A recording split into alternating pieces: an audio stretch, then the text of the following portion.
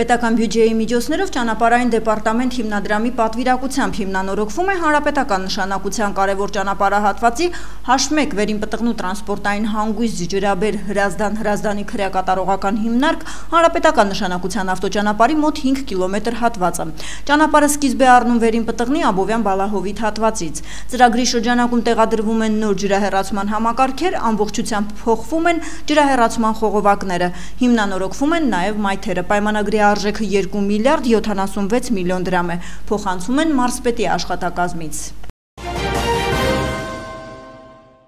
Մետաքսի ճանապարհ համաժողովի ժամանակ վարչապետ Նիկոլ Փաշինյանը հայտարարել է, որ աշխատանքներ են տարվում Ադրբեջանի հետ հաստատված խաղաղությունը առավել ինստիտուցիոնալ դարձնելու, Հայաստանի և Ադրբեջանի միջև միջպետական հարաբերությունների հաստատման մասին համաձայնագիրը, որը նախաստորագրվեց Վաշինգտոնում ստորագրելու և վավերացնելու ուղղությամբ։ Նա նաև հավելել է, որ այս ամենին զուգահեռ տրանսպորտային երթուղիները հերթով կբացվեն, պատմական փոփոխություններ բերելով մեր տարածաշրջանին։ Այն ահռելի միջազգային հետաքրքրվածությունը, որը այժմ կենտրոնացած է Հարավային Կովկասի վրա, կապիտալ է, որը միասին Հայաստան, Վրաստան, Ադրբեջան համագործակցված պետք է ճիշտ օգտագործենք մեր տարածաշրջանի զարգացումն ու կայունությունը երաշխավորելու համար։ Ի վերջո ունենք պատմական շանս ոչ միայն ապահովելու խաղաղ, այլև բարեկեցիկ ու զարգացող Հարավային Կովկաս։ Եվ ի վերջո խաղաղությունը, բարեկեցությունը, զարգացումը կոմերցիոն խողովակաշարերի էլեկտրահաղորդման գծերի մշտական ուղեկիցն են կամ հակառակը։ Եվ ահա խաղաղությունը եկել է մեր տարածաշրջան, եւ մեզ մնում է ավելի շատ բեռներ, խողովակաշարեր, զարգացում եւ բարեկեցություն բերել Հարավային Կովկաս,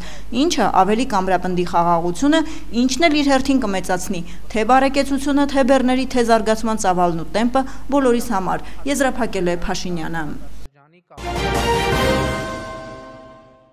Վրաստանի պաշտպանության նախարար Իռակլի Չիկովանին այցելել է Հայոց ցեղասպանության զոհերի հուշահամալիր, հարգանքի տուրք մատուցել զոհերի հիշատակին, հայտնում են պաշտպանության նախարարությունից։ Նախարար Չիկովանին ծաղկեպսակ է դրել հուշակոթողին, ծաղիկներ խոնարել Հայոց ցեղասպանության զոհերի հիշատակը հավերժացնող անմար կրակի մոտ։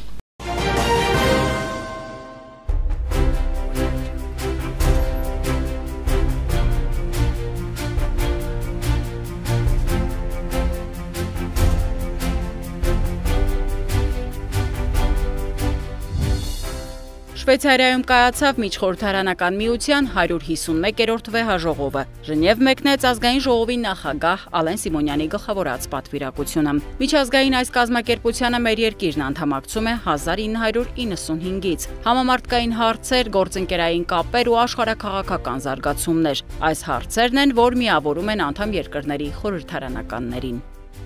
Ալեն Սիմոնյանն իր գործընկեր Միջխորհրդարանական միության գլխավոր քարտուղար Մարտին Չունգոնգի հետ ունի ջերմ ու ընկերական հարաբերություններ, որոնք խորհրդարանական համատեքստում ընդգծվում են փոխգործակցային բարձր մակարդակով։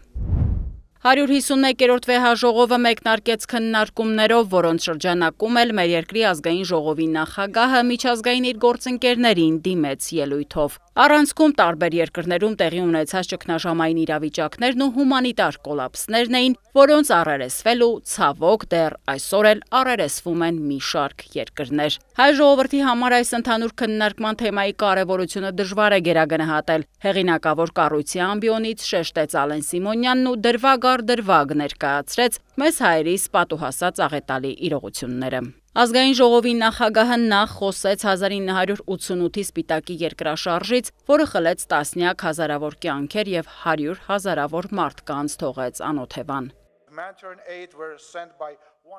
113 երկրից հսկայական ծավալի հումանիտար օգնություն ուղարկվեց, ինչը վկայում է, որ միջազգային համերաշխությունն ու հումանիտար գործակցությունը կարող են գերազանցել սահմաններն ու քաղաքական տարաձայնությունները։ Համերաշխության համատեքստում Ալեն Սիմոնյանն անդրադարձավ Կոսովոյում, Աֆղանստանում եւ Լիբանանում հայ խաղաղապահների իրականացրած առաքելություններին, ընդգծելով, որ մեր խաղաղապահներն արել են հնարավորը պաշտպանելու քաղաքացիական բնակչությանը եւ նպաստելու կայունությանը։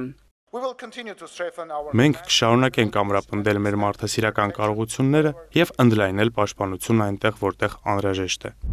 2023 թվականի սեպտեմբերին ընդամենը մի քանի օրվա ընթացքում ավելի քան 100,000 հայ տեղահանվեց Ղարաբաղից գալով Հայաստան։ 3 միլիոն բնակչություն ունեցող պետության համար սա կարողությունների եւ դիմակայունության լրջագույն փորձություն էր։ Անդրադառնալով հայկական իրողություններին Միջխորհրդարանական միության 151-րդ վեհաժողովում ընդգծեց Ալեն Սիմոնյանը։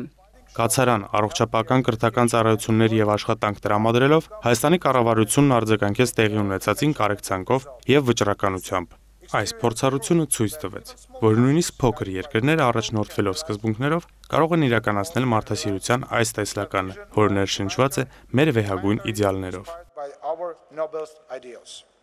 Հայաստանը տարածաշրջանում այսօր հանձն է առել կարևոր առաքելություն՝ հաստատել խաղաղություն։ Մարդասիրական աշխատանքն անբաժան է խաղաղության մեր ձգտումներից, շեշտեց մեր երկրի խորհրդարանի ղեկավարն ու անդրադարձավ Վաշինգտոնյան հանդիպմանը։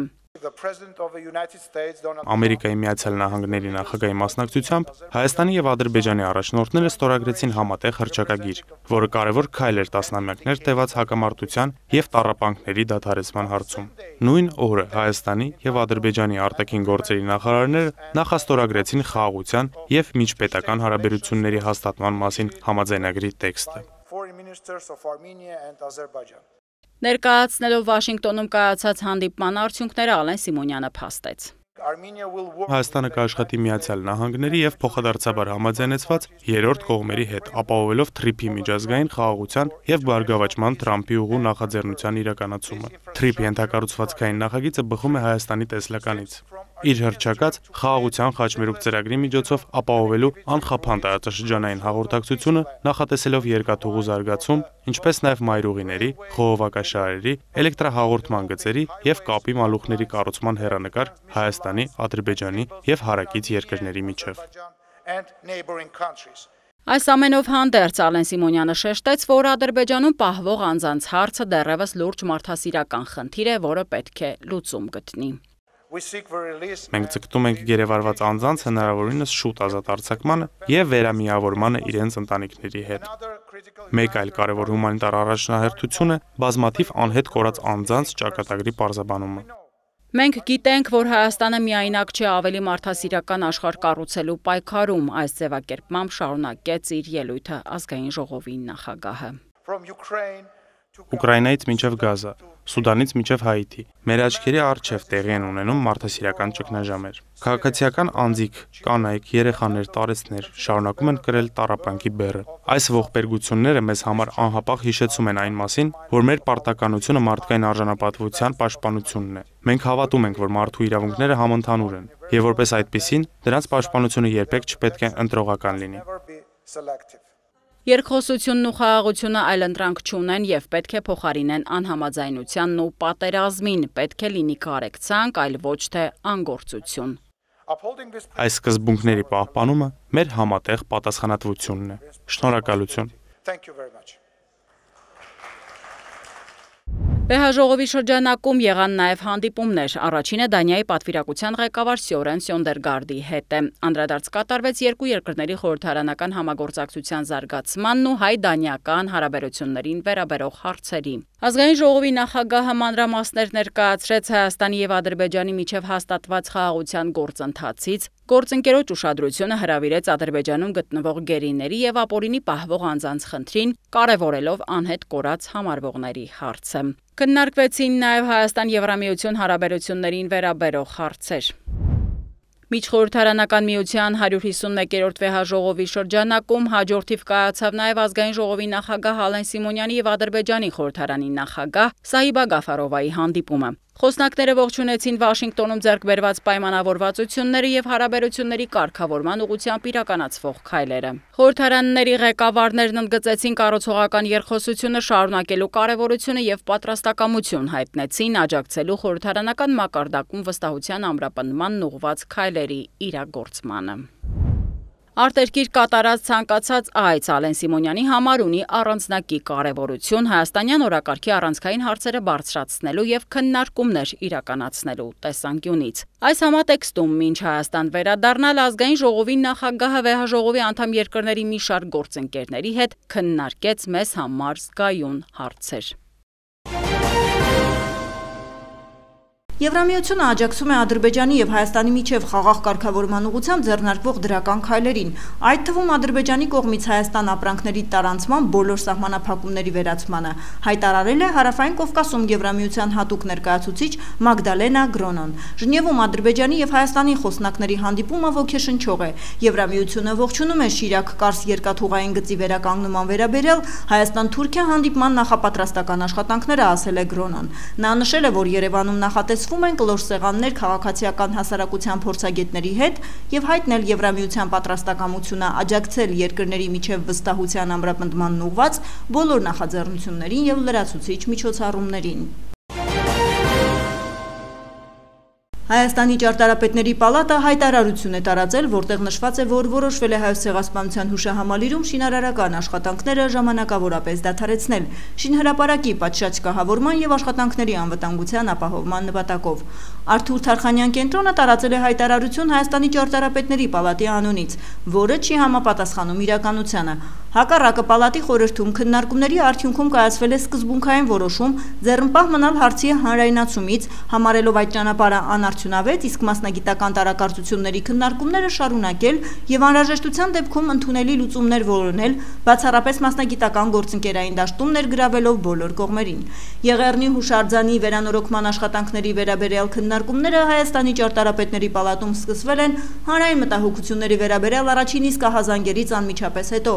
Հուշարձանի տարածքում պալատի խորհրդի անդամների իրականացրած շրջայցից եւ նախագծի հեղինակային խմբի հետ հանդիպումից հետո պալատի դիմումի հիման վրա հրավիրվել է Կրթության, Գիտության, Մշակույթի եւ Սպորտի նախարարության գիտամեթոդական խորհրդի արտահայտ ընդլայնված նիստ, որին մասնակցել են պալատի խորհրդի 5 անդամներ, այդ թվում Անահիտ Թարխանյանը։ Քննարկման արդյունքում որոշվել է շինարարական աշխատանքները ժամանակավորապես դադարեցնել շինհրապարակի պատշաճ կահավորման եւ աշխատանքների անվտանգության ապահովման նպատակով, ինչպես նաեւ շարունակել վերականգնման գործընթացը միայն արդեն իսկ մասնակի քանդված 3 մույթերի հատվածում, զուգահեռաբար շարունակելով մասնագիտական քննարկումները հուշարձանի ամբողջական վերականգնման ինժեներական լուծումների եւ մեթոդաբանության վերաբերյալ։ Սահմանվել է շինաշխատանքների վարման մշտադիտարկում Կրթության, Գիտության, Մշակույթի եւ Սպորտի նախարարի, պալատի նախագահի եւ նախագծի հեղինակային խմբի ներկայացուցչի մասնակցությամբ, մասնավորապես նշված է տարածված հայտարարության մեջ։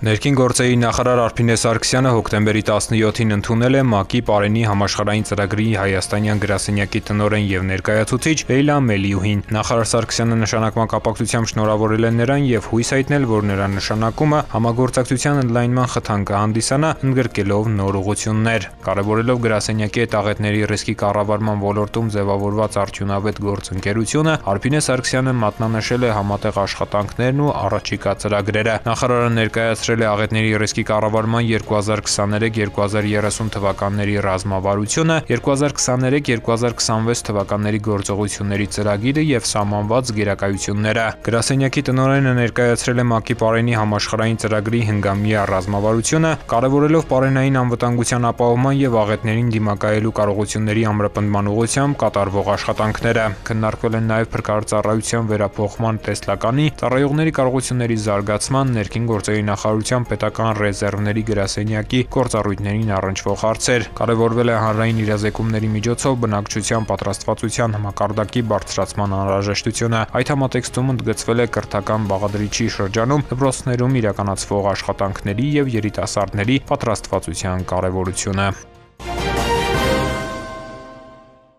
Օպերատիվ իրավիճակը հանրապետությունում հոկտեմբերի 21-ից 22-ին համաձայն, որի բացահայտվել է 119 հանցագործություն, 5-ը նախկինում կատարված։ Հայտնաբերվել է 7 հետախուզվող, կամավոր ներկայացել է 4-ը։ Հայտնաբերվել է 2 անհետ կորած։ Գրանցվել է զենք զինամթերք կամավոր հանձնելու 2 դեպք։ Ճանապարհատրանսպորտային պատահարների վիճակագրության համաձայն անցած 1 օրում գրանցվել է 28 ավտովթար, 3 մարդ զոհվել է, 35-ը ստացել տարբեր աստիճանի մարմնական վնասվածք։ Քրեական ոստիկանության Կոտայքի մարզային վարչության ծառայողները ձեռնարկած օպերատիվ հետախուզական միջոցառումների արդյունքում հոկտեմբերի 20-ին Երևանի Բագրատունյաց Պողոտայի հասցեներից մեկի մոտ հայտնաբերել, ապօրինի թմրանյութ ձեռք բերելու, պահելու եւ իրացնելու կասկածանքով ձերբակալել, համայնքային ոստիկանության Շենգավիթի բաժին են տեղափոխել 34-ամյա մի երիտասարդի։ Նրա անձնական խոզարկությամբ հայտնաբերվել են կրիստալ տեսակի թմրանյութի նմանվող զանգվածով 9 փաթեթ, ընդհանուր 11,30 գրամ քաշով եւ տելեգրամյան ալիքների հասցեների գրառմամբ փաստաթղթեր։ Երևանի բնակիչ 34-ամյա երիտասարդը կազմված փաստաթղթերի հետ ներկայացվել է նախաքննական մարմին։ Նախաձեռնվել է քրեական վարույթ, երիտասարդը ձերբակալվել, տեղափոխվել է ձերբակալվածների պահման վայր, կատարվում է նախաքննություն։ ՆԱՏՕ-ի գլխավոր քարտուղար Մարկ Ռյուտեն հոկտեմբերի 22-ին կայցելի Վաշինգտոն, որտեղ կհանդիպի Միացյալ Նահանգների նախագահ Դոնալդ Թրամփին, հայտնում են դաշինքի կայքում, գրում են ամերիկյան լրատվականները։ Ռյուտեն Թրամփին կներկայացնի 12 կետից բաղկացած խաղաղության ծրագիր Ռուսաստանի կողմից Ուկրաինայի դեմ պատերազմը դադարեցնելու համար։ Այն համատեղ մշակվել է եվրոպական երկրների ու Ուկրաինայի կողմից։ Ինչպես նշել են լրատվամիջոցները, առաջարկը մոդելավորվել է Թրամփի Գազայի հարցում կնքված խաղաղության համաձայնագրի օրինակով, որը նրան նոր խթան է տվել Ուկրաինայում մարտական գործողությունները դադարեցնելու համար։ Լուվրի թանգարանի տնօրեն Լորենս Դեկարը հրաժարական է տվել կողոպուտից հետո, սակայն նրա հրաժարականի դիմումը մերժվել է թանգարանի առաջիկա վերանորոգման աշխատանքների պատճառով, հաղորդում է Ֆիգարո թերթը հղումանելով աղբյուրներին։ Նա հրաժարական է տվել, բայց ապարդյուն Էմանուել Մակրոնը, որն աջակցում է իր կողմից նշանակված տնօրենին եւ որին նա հանձնարարել է իրականացնել Լուվրի վերանորոգման աշխատանքները, վերջին օրերին նույնիսկ մի քանի անգամ զանգահարել է նրան։ Նա ասել է. «Պինդ եղեք թանգարանի վերանորոգման թափը խաթարելու մասին խոսք լինել չի կարող», գրում են աղբյուրները։ Լուվրի տնօրենը նշանակվում է Ֆրանսիայի նախագահի կողմից մշակույթի նախարարի առաջարկությամբ։ Հիշեցնենք, հոկտեմբերի 19-ին գողերը ներխուժել են Լուվր, գողացել 9 զարդ, այդ թվում թագեր, ականջողեր, վզնոցներ, կրծքազարդեր, որոնք պատկանել են Ֆրանսիայի թագուհիներին եւ կայսրուհիներին։ Զարդերից մեկը կայսրուհի Եվգենի դե Մոնտիժիոյի վնասված թագը վերականգնվել է եւ վերադարձվել թանգարանին։ Գողության հետևանքով պատճառված վնասը գնահատվում է 88 միլիոն եվրո։ Հիդրոթերապևտաբանության եւ մոնիտորինգի կենտրոնից հայտնում են, հոկտեմբերի 23-ից 25-ին առանձին շրջաններում հանրապետության տարածքում սպասվում է կարճատև անձրև։ Մարզերում հոկտեմբերի 26-ից 27-ին սպասվում է առանց ստեղումների եղանակ։ Քամին արևմտյան 2-ից 5 մետր վարկյան արագությամբ։ Օդի ջերմաստիճանը հոկտեմբերի 23-ին կբարձրանա 3-ից 5 աստիճանով։